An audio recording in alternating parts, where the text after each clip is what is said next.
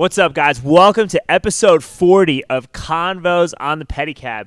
I'm here with a very special guest, Stephen Everts, the owner of Halcyon, a.k.a. my favorite coffee shop in downtown Austin. Stephen, thank you so much for coming on, man. I really appreciate it. Before we started, Stephen was telling me a very interesting story about Mayor Adler and his experience waiting on him. And, if you don't mind sharing that story for the rest of the class that's listening, I'd really appreciate that. Yeah, absolutely. I would just like to start off by saying I'm just the GM. I'm not the actual owner of Halcyon, but they are great people, and I love being with that company. I was with Headliners Club for about 4 years, 3.5 years, and I did wait on Mayor Adler up there. He just asked for a water. I asked him if he wanted anything. He said he'll just take a water, but he seemed like he didn't really want me bugging him, in his meeting, because he was having a very private meeting. But I brought him a water. He didn't drink it. He was very soft-spoken, very timid, and I almost couldn't hear what he was saying. And sometimes when I watch the videos, when he's speaking to people, it's like, what is he saying? Well, the thing about Adler, and this is my take on it, right? I think that he likes to give off – he's kind of like Mike Tyson in a way.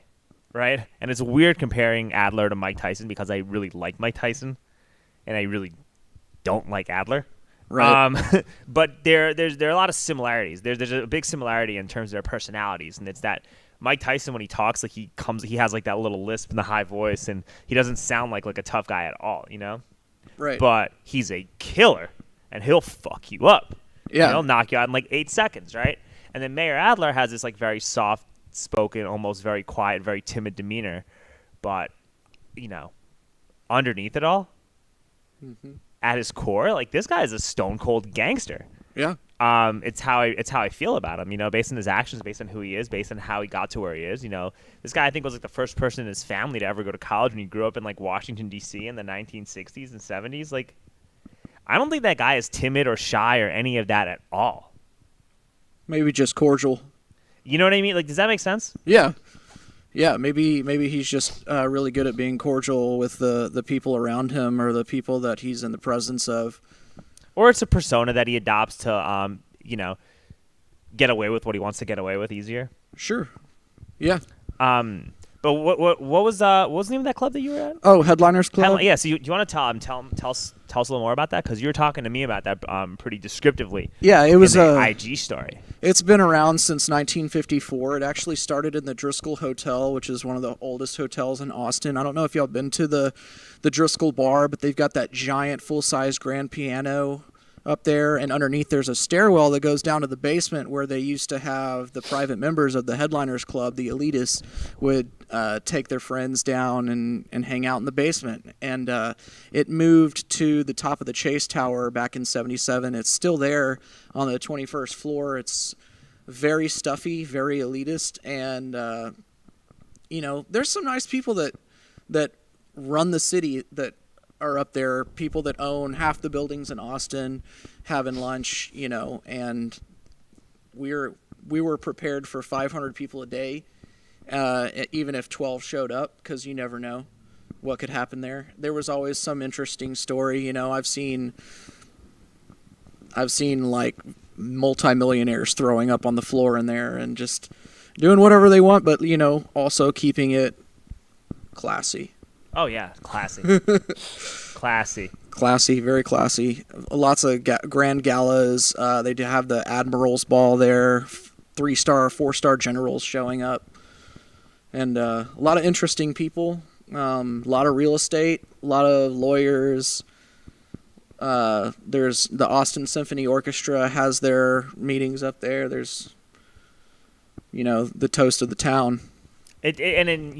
When these meetings are held in such like secrecy, kind of, right? Somewhat away from the general public, you have no idea. Like, you have no idea what actually goes on that could influence somebody's decision to vote on something. Right. Yeah, it's funny. We hired this girl. I forget her name, but she was a bit of a protester, or an activist in her free time, and I don't know if she just took the job just to like go up there and like scream at all the the people with the money. Oh, was that at that club at the club? What is it? The At Headliners Club. At the Headliner. Okay. Yeah, so she went up there and she was working for like a month maybe, and then they had this big grand dinner, and she just came out and she was just like, all you bougie mother F this, and like just went off on them, and then like she had a backpack. I was like, oh god, does she have a bomb in there? And it was like no, but I was surprised she didn't get tackled or anything, because she was like screaming at military members and stuff like that.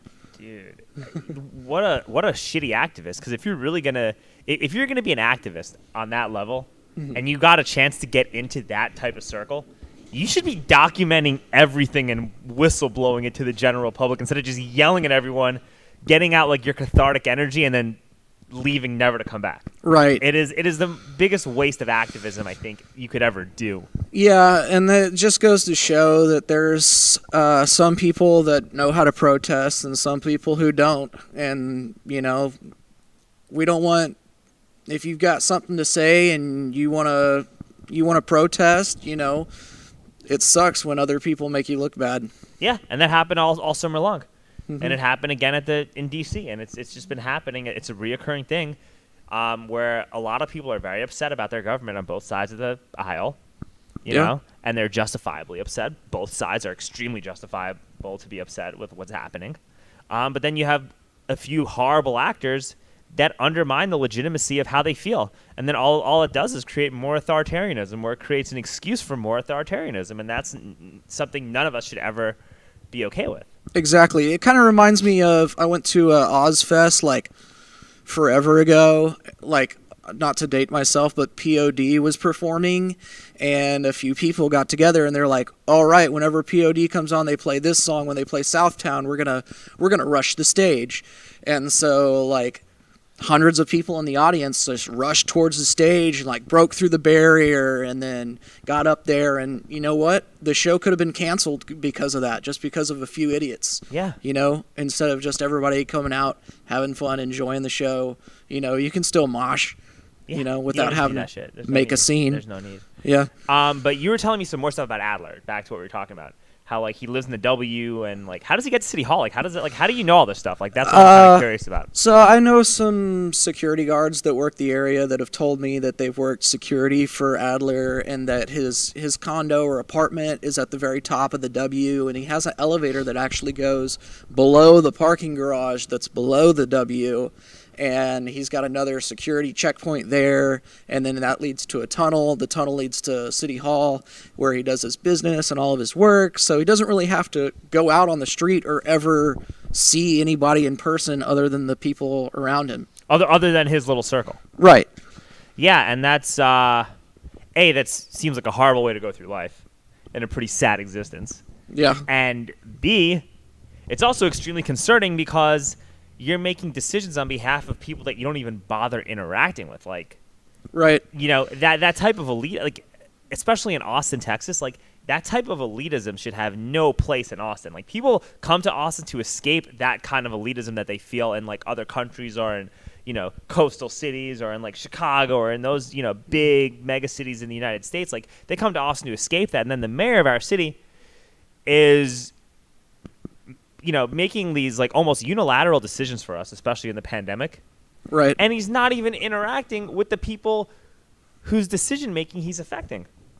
Right. Well, like I said, Austin has one of the highest wealth gaps in America.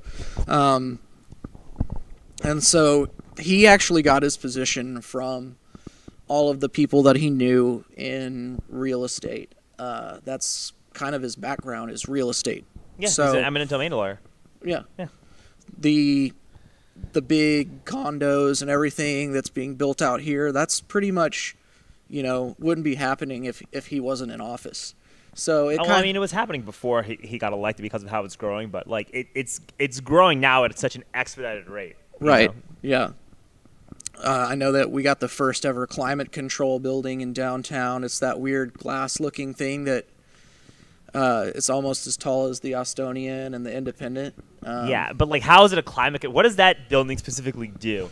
Well, to fight it's climate change. it doesn't do anything for climate change. It has its own climate within the building that's controlled by the elevator shaft. So it's like a new technology that you don't see anywhere else in America. But all these weird construction projects that are like sixth and what Colorado? No, sixth and is it Colorado or I think so. Yeah. where they're building the tallest building in Austin, 67 stories or. Is it 67? It's 10 stories higher than both the Independent and the Austonian, which are like 1 story apart. Yeah. I mean, but the problem with what Adler's doing, though, is that you're expediting all this construction. And I get it, man. Like, this is a super popular city. Everybody wants to come here. Mm-hmm. Austin's an awesome, it's awesome. I understand that. But, like, first of all, like, if it were up to Adler, we would still probably be closed. Right. And, the longer these bars and restaurants stay closed, the easier it is for you, your wife, and your real estate buddies to start usurping property at a very cheap rate. Right. So it makes you think that, like, hey, maybe Adler's financially benefiting from the decisions that he's making, as a result of the pandemic, which are hurting so many, like, working people and small business owners. And it's really hurting small business owners more than the working people, because working people are getting unemployment. They're fine, right? For now. But eventually, that's going to run out. Yeah. And eventually, by that time that happens, if our small business community dies as a result of it or starts disintegrating rapidly, like, these workers don't have anywhere to go. Right. And then they get pushed out by the big guys. Yeah. So, like, that's a big issue. And then, the Project Connect and all that stuff. It's like, oh, yeah, not only did we, like, totally demolish your business, like demolish the small business community and demolish people who work on or depend upon small businesses to make a living. Now we're going to, like, raise your taxes by 25% because we really don't want you guys here. Like, That's what it sounds like. It's like, we really just don't want you here. Yeah. And then they're like, you'll use, like, identity politics and social justice to, like, get the people who are going to get most affected by this to support it. Right. Yeah. So it's pretty gross, I think, what he's doing, like what he's doing, and what the city's kind of doing when it comes to this stuff. But what was I going to say about this? Like, the problem with, like, what Adler's also doing with the rapid development is all the homeless, right? Yeah. Because if there's, like, if the city's, like, our homeless population's, like, out of control, right? And if the homeless population's out of control, and if businesses are shuttering, you know what I mean? And if people are going to, like, not want to work in offices as a result of the pandemic, like, all those buildings that are being built are just going to be empty buildings. Right. And then you can sell them to somebody else and make money. But those are just empty buildings. And you're not going to want to buy. You're going to buy them at, like, you're going to be selling them at a loss almost, because who's going to want to buy an empty building that has no value or use for it? Right. Do you know what I mean? Like, you know what I mean? Like, those empty buildings become, like, projects. Right. I mean, you could see it going that way. There is, like, the whole influx of people moving here. I understand that. And, like, I don't know if they're all going to be condos or if they're going to be opening up new businesses. I know there's, like, talk of Austin being the new California or Texas being the new California. But, if you look at was it San Francisco, their homeless problem? Yeah. It's I mean, we're not far from that in the direction that we're going. We are heading in a pretty bad direction. Like, and my take on the homeless is this, right? Because we're gonna get to a point where I want to start talking about Halcyon and all that stuff and what you guys have planned for all that and Right. But before we do that, like, just when it comes to the homelessness, right? Like, I think most of the homeless people are just down on their luck, right? Like, most of them are pretty cool. They don't really bother me. Like, they're doing their thing, and they're kind of just, intense all over the city. Yeah. And the issue that I have is the fact that you really see that the city's been flooded with this, right? And it's horrible for the environment because you got people digging through trash and leaving a bunch of trash everywhere. You have, like, this could mess up the water supply because there's all this trash that can go into the water and all that stuff. You have the drug culture that comes with it. And you also have, like, the fact that the presence of all those homeless people turns people off to going downtown. And when it turns people off to going downtown, A, the bars and the restaurants don't make as much money. And B, the people working at those restaurants who need the money aren't making as much money because there's less traffic. Right. You know what I mean? And then like people are less likely to actually go downtown and like explore the city and go to shows and go to venues and like be a part of this community because there's like a million homeless people that are like right hanging out at the lake on Auditorium Shores. You know, like that's what the problem is. And eventually like this will mushroom into something where it does become like an actual physical safety hazard. You know what I mean? Where you see like widespread drug dealing and gang activity and all this stuff. Like it has the potential to really mushroom to this awful point if we don't do something about it. But the question is like, what do you do? Because this thing that we were doing beforehand wasn't working either. So like, what do you do? Like, what's the solution? You know, like that's the. Yeah, I mean, it's funny because a lot of people move to Austin because they think, you know, the music capital of the world, or a lot of people move down here because they're like, oh, there's like a different vibe down there. And it's true, like there's a lot of, you know, a lot of the homeless people here are a lot nicer than the homeless people in Dallas and many other places. And they're actually pretty intelligent. Some of the ones that I've met and nice people, you know, they're just down on their luck. They're going through some hard times. But it ends up being kind of a trap for people who move here because they think, oh, I'm moving to the music capital of the world, and there's so much, you know, outdoor stuff to do. But they come down here, all the music venues are closed. There's just homeless people everywhere in the parks that they want to go to. And it's like wet concrete. You know, you come down here, you end up working in less than middle class position because you don't really have any connections established yet. And then you have to like fight your way up to get anywhere. And like I know Austin's always been a competitive and innovative city, and we come up with solutions to almost any problem you can think of. But right now it's like are we creating more problems by trying to close down and making decisions like letting the homeless people set up tents? Like, is that really a good decision, or is that actually creating more problems? Like the first week they decided to let people have tents, somebody died in a tent, burned alive because they had. I think it's a really easy way for the city to say that they're addressing poverty and homelessness without them actually doing anything. Right. Yeah. It's like, oh yeah, well look, we're not criminalizing camping, and if you disagree, you hate poor people and you're a bigot and you're a racist and you're like, you know, super Trumpy and you're a fascist, and like they'll just throw all these buzzwords at you. Right. To like shame you into not supporting this. And it's like cry bullying is my take on it, you know? Right. Yeah. Yeah. So, I mean that's really how I feel like about the whole situation. But it's like when you see literally like blocks upon blocks, you could probably see almost a mile now of tent cities. Mm-hmm. On Cesar Chavez Street, you'll see tent cities going from like, you know, Auditorium Shores almost like to Sonode. Yeah. It goes all the way. Not like little breaks, but like pretty much. You have a whole mile of tent cities. Yeah. That's not fair to the homeless because you got a larger group of people competing for like a finite number of resources. Right. And it makes them more aggressive. And then the more aggressive you are, the less people are willing to help you. And also, the less people are willing to even go downtown. And then it's like, well, you're buying up all these buildings, but if all these businesses are going to leave because they're not happy with what they see, if people are not going to want to come here for tourism because of what they get exposed to, like you can't have your cake and eat it too, you know? And that's the thing, like you got to just have I think ultimately like there's got to be like a path that people take, right? And it's like, and you just got to communicate like what the path is going to be. Yeah. And you're like, hey, Austin's growing, we need to build, and this is a great opportunity for you to make money off of the building, and the growth. And we want to give people like a framework for how to do it. Right. You know, it also means that like certain people who are struggling or who are in a different class system or whatever it is, or who might be homeless, it might be really difficult. Things might get a lot harder for you because of that. Right.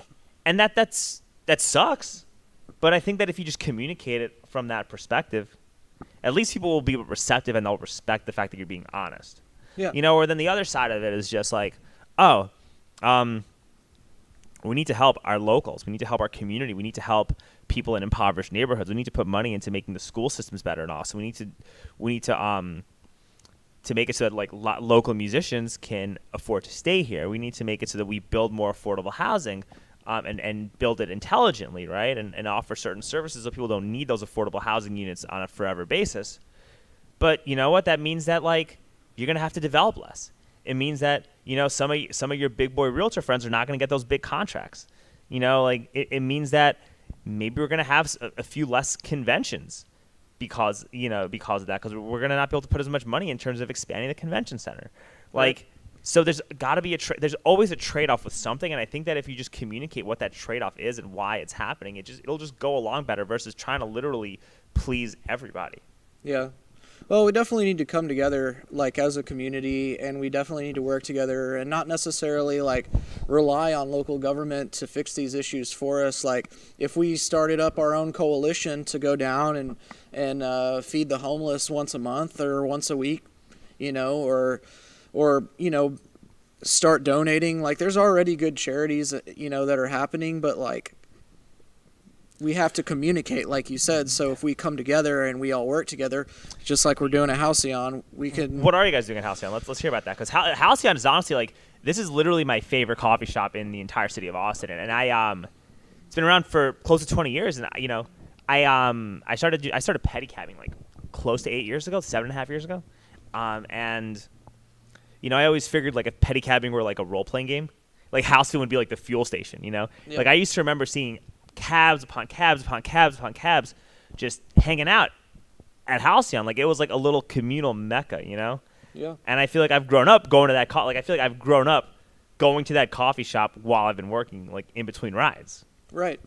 And what we're doing is we're doing exactly what you said. We're communicating, we're building a community, starting with music scene. We're building a music community. We're building a LGBTQ community plus. We've got drag shows. We're putting a music venue in the basement that's going to be very discreet and safe, but like helping people that are looking to play music have a spot to play music. We're like artists, anybody that is like kind of the little guy. There's a guy that's homeless that does little street art, and I'm having him do a big painting. We're going to put it on the wall. Anybody who's an artist can come in there. Spoken word, poetry, like if you're a classical guitarist, singer-songwriter, you can come in there. I've got 2 PA systems. I've got plenty of wall space for art. Like there's I forget what the name of the magazine off the top of my head. I'll have to come back to you with that. But there's like a local art magazine that I'm trying to get, put it on the counter and like let people see what local art's happening, rebuild the community. And that's so important, because like the live music venues are dying, and it's up to the bars right now to replace that and just start doing shows. And they do a little bit of that at 4th and Co. They're doing some of that on Rainy Street. They're doing some of that on a couple bars on 6th Street, Yep. Maybe like West, like Key Bar and like what else? Empire. Is Empire even open right now? I think they are. What? Yeah. They open? Okay. I'm pretty sure they are, because I have an employee that works there. Nice. I know Swing open, the hookah lounge is open. Okay. Yeah, I know Stubbs is partially open. I don't know, like I think they're open for like food or doing whatever. The venue's open. Right. It's an outdoor venue, so like they should be able to. Yeah, Mohawk's got to open. Yeah. Because Mohawk's outdoors, and they should just. You got to come to a point where you got to just start playing shows right now. Like, especially with like the shitty support that small businesses received as a result of this. Like, yeah, you got to play.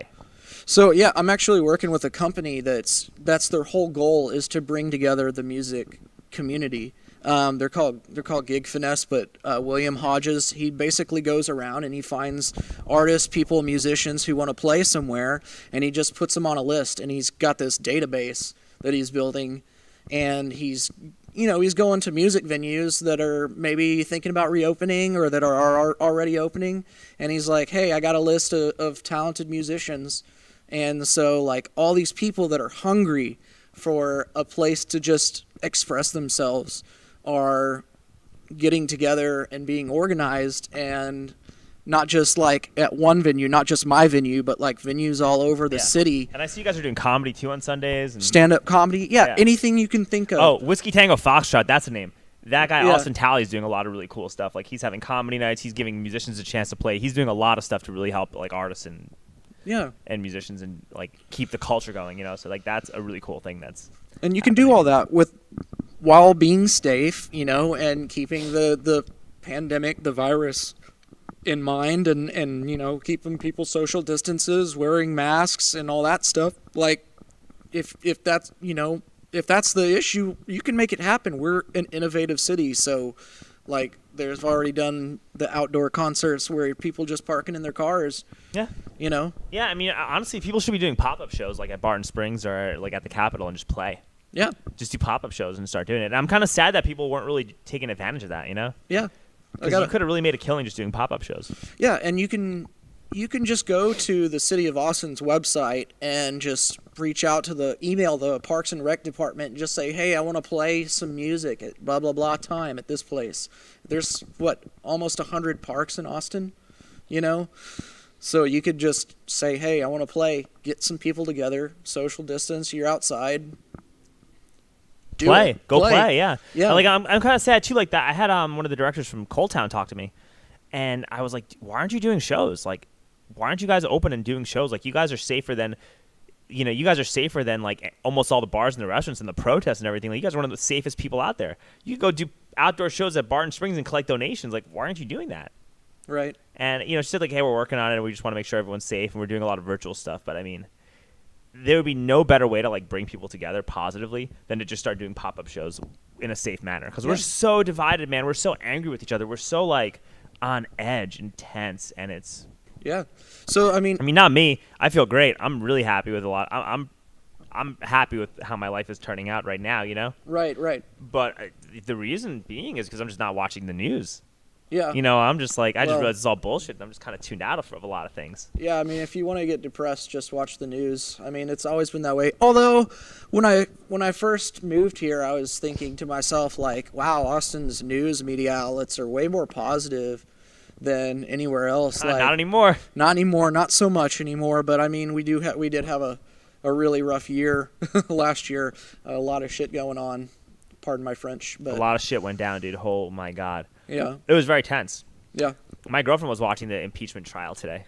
Oh yeah. And I was like, turn that shit off. Like, this is the silliest thing that you could be watching. Yeah, I mean, it's you can dwell on the negative for as long as you want, but eventually that starts affecting you and you start becoming a negative person. Exactly, yeah. And also, my general attitude is I try my best to not consume media that isn't going to help me grow in any kind of capacity. Mm-hmm. So if it's not going to help me financially, if it's not going to help me spiritually, if it's not going to help me be like a better person, I'm not going to watch it, right? Right. And like watching that Trump impeachment trial, it was literally a broken record for 3 hours of both sides saying their points repeatedly, hammering it in. Right. And it was like listening to a broken record. Yeah. And it's just one of those things where it's like you combine that with how the news media has just been gaslighting us about the virus and protests and trying to, like, you know, influence how we think, and they're trying to, like, tear us apart in an extremely toxic level. Mm-hmm. These guys don't deserve ratings. Right. You know, like, so I don't even want to watch this trial because the only purpose of this impeachment trial, which he's not going to get convicted because of the ratio of Republicans and Democrats, and also because Donald Trump is the Republican Party. Mm-hmm. Like it or not, and there are good things about it, and there are also really bad things about it, you know? Like it or not, like, Donald Trump is the future of the Republican Party. And so anybody who wants to, you know, continue with their political career isn't going to vote to, like, destroy their golden calf. You know, like, you're not going to, like, bite off the hand that feeds you. It's not going to happen. So it's just all this is doing is this is just a way to boost ratings for, like, these media outlets that are dying. And so, like, why am I going to support a dying outlet that's killed itself because of how bad it's been at its job? It goes back to, like I said, you know, earlier, trying to creating problems by trying to fix problems.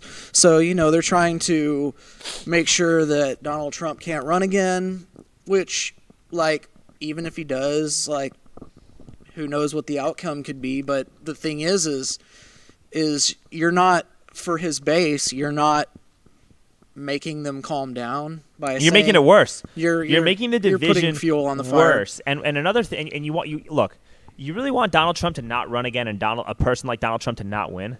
Right. Help the people that got screwed by the lockdowns. That's it. Mm-hmm. Like, I know that Joe Biden had rolled out like some new economic stimulus, didn't he? He's working on it. I don't know what the status is in Congress. Right. Well, the status in Congress is there's an impeachment trial. Exactly. Yeah. So, there's an impeachment trial, and you're signing executive order after executive order, and like I don't think any of these orders were ever like for COVID relief. Maybe he did like one thing for like 1.9 trillion, or he extended the unemployment, which is good. People can criticize and say whatever they want, but I think ultimately extending that through September is probably a smart decision. Yep. Because it'll give people people won't be stressed about evictions. People will be able to like pay their bills, pay their rent. You keep money going into the stock market if you have a 401k and all that stuff. It helps your 401k if you bought Bitcoin, like all all that stuff. Like I think all that stuff is probably a good thing for now. But he did this like Made in America order where he's going to give like $400 billion in like subsidies to like American-made companies to encourage people to buy American. Like some of that stuff is pretty good, right? Like not all that stuff is bad. Yeah, he wants, for example, American car companies to invest in electric cars, making electric cars. Yeah, I think that's good. That's a good booster. Potentially. I know you got a hybrid. I like it. I got a hybrid, yeah. Saving it still the planet. runs on gas, but... But the thing, too, about electric vehicles, and I talked about this with my other guest, is that you just because it has electric on it, right, doesn't mean that you're really saving the planet all that much, because a lot of times, like, in order to, like, build solar factories and install wind turbines in a lot of areas and do all that stuff, like you're destroying like the environment too to install these projects, right? Right. So just people should also not be fooled so much by the word green like you're saving the planet. Mm-hmm. It's just an economic opportunity. You just create new economic opportunities in a new sector is really what's happening. And there are like opportunities to take advantage of this new economic sector that's going to like potentially blossom in this Biden administration. That's my take on it. But I think ultimately, like, if you want people to stop fighting with each other, you got to give, like, the small businesses the relief that they didn't really get under Trump. Right. That's it. You have to do that. You have to, if you help these small businesses and give them the relief that they need, and if you chill out with the censoring. Yeah. And if you also, slow your roll on passing laws that are going to impede on our freedoms and liberties, like trying to do more gun control or any of that stuff, you'll be fine. Like, the people like Donald Trump thrive on chaos. So all you have to do is just not facilitate the creation of a chaotic environment. Right. Sometimes at the end of the day, you just got to agree to disagree, like their impeachment trial. They should just be like, agree to disagree and be over with it, yeah. you know? And then we also have to realize, like, you got the left pointing fingers at the right and vice versa. Like, we just need to realize it takes two to tango. And if we're all focused on what the other person's doing wrong or what the other person didn't do or could have done or our imperfections, nobody is perfect, then you're just wasting time. You have a group of oligarchs that are, us fighting amongst each other couldn't make them happier. Right. You know what I mean? Like, this whole Trump trial is taking away, like, this is time that we should be spent on COVID relief. Right. Like, you know what I mean? Like, this is time. And even if Trump gets convicted, which it's not going to happen because the media needs somebody to write about. They need a new bad guy. Yeah. And Trump being convicted means that there's no more stories about Trump. And then there's nothing for these people to write about or talk to or listen to. Like, this thing, they are not ready to kill the story. Right. But if they spent that time doing COVID relief, if they spent that time helping small businesses, or figuring out a way to like help preserve our environment, just did something that like that's what the Democrats are supposed to do, or did stuff to strengthen labor unions, or did something like that's everybody can get on board with, right? Right. This division and this hostility and like this rise of Trumpism would not even be happening, man. Because I know a lot of people that voted for Trump that didn't vote in 2016 because of what they saw based on how they were gaslit by the media and based on the lockdowns and based on all that stuff, right? I mean, I'm sure you know a bunch of people like that. I know a few, yeah. No, I mean, my producer, I have a producer as well. Yeah. He's a producer for Ghostland Observatory. Okay. So, and he just, we just released an album earlier this year, and he lives on a 3.5 acre plot of land, pretty much off the grid, and he watches the news. He sees both sides. He knows that that there's things that we aren't being told, and then there's things that we are being told, which you have to basically, if you want to believe whatever you watch on the news, which is an entertainment company. It isn't. Yeah. It's and which and they fuel fear, because fear is an addiction, and addiction is a moneymaker. I mean, even being nice and helping people out is an addiction to self-righteousness, and that's all these different things are just ways for people to make money. Whatever your cause is or whatever you're doing, human nature by definition is very selfish. Yeah. Hey, Steve, just before we go, how did your employees? And do you manage other bars or just Halcyon? I'm the general manager of the downtown location and beverage director for both us and Mueller. Okay. How did your employees feel about the lockdowns? It was stressful for them. They remained faithful to the company, which we have a great appreciation for. But the first time we tried to reopen, it wasn't comfortable.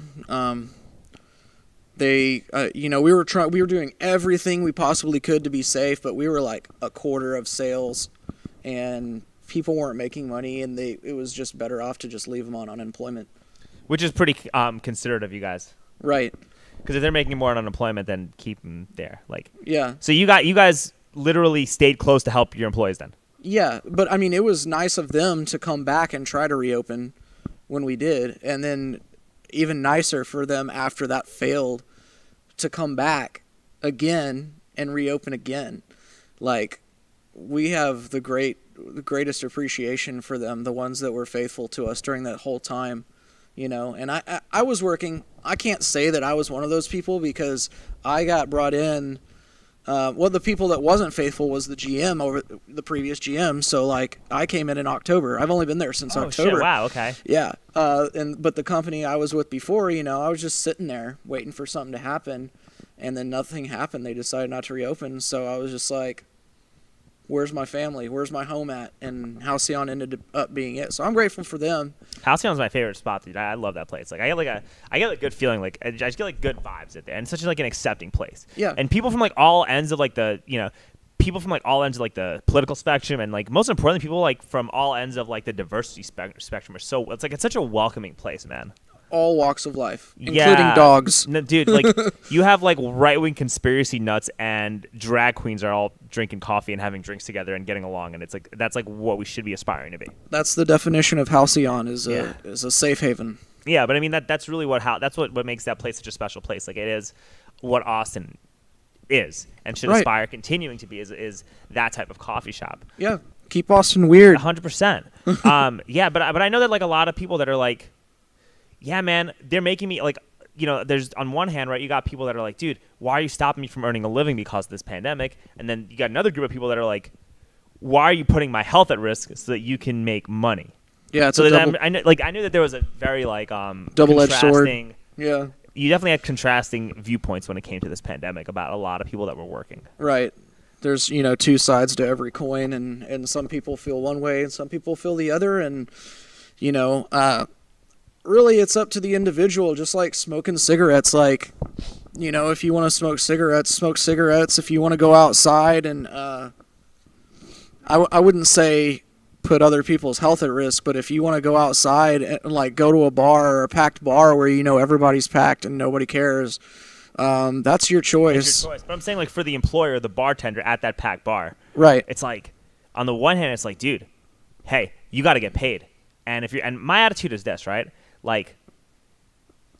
my assumption is people who are working right now, we're struggling. We're all struggling. So you got to do whatever you can and go above and beyond to help people that are struggling. Yeah. So if you go to a bar and these people are risking their health to make a living, they're not risking their health just to barely get by. They're risking their health to get somewhere in life. Yeah. So you better help them get somewhere. You better overtip these people. Like if you go somewhere, you overtip the shit out of your bartender whenever you have that ability to because of what's happening. And also, like, a lot of these people could also genuinely just be scared. And they're like, I got kids to feed. My kid is immunocompromised. I can't get this virus. And so it's like, I personally think this mask wearing stuff is kind of a bunch of bullshit, right?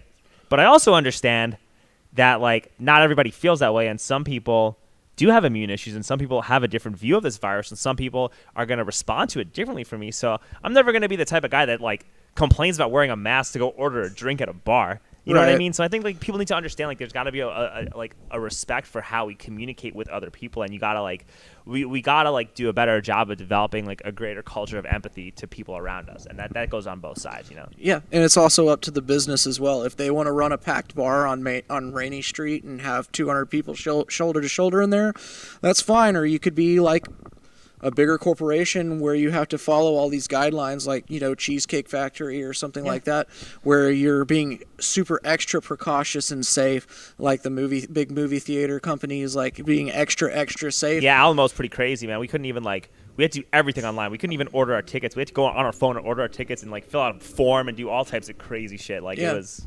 Exactly. And as an employee as well, you know, that's the place you choose to work for. Like, if you want to work at a pack bar on Rainy Street, it generally attracts different people. It generally speaking will attract different personalities. Right. And I think we just got to do a better job of being open and accepting of people with different personalities. And maybe, you know, look, man, like this president we got in office wasn't my choice, considering all these lockdowns, and I'm pretty disgusted and disenfranchised with the Democratic Party as a result of a lot of stuff, specifically everything that happened this year. But maybe like it's probably for the best that Trump is gone, at least for now, because now we can like be better at empathizing with one another instead of being constantly divided by like a polarizing figure.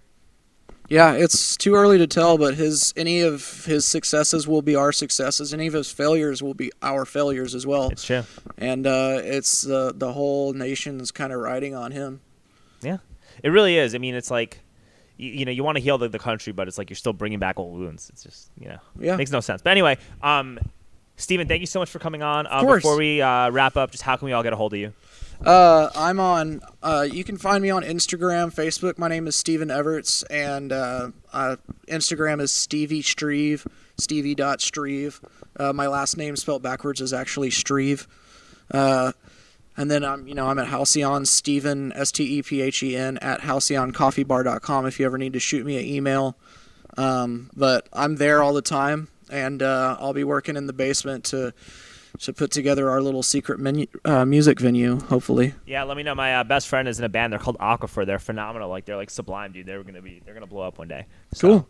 I'll keep you posted on all that stuff. But anyway, thank you for coming on. This is all new episode Convos on the Pedicab. Also, make sure to visit Halcyon. They're on 4th and Lavaca. Phenomenal coffee shop. Literally best place in Austin to go to for drinks, cocktails. It's a great environment right next to all the bars. So, all right, thank you. Thank you.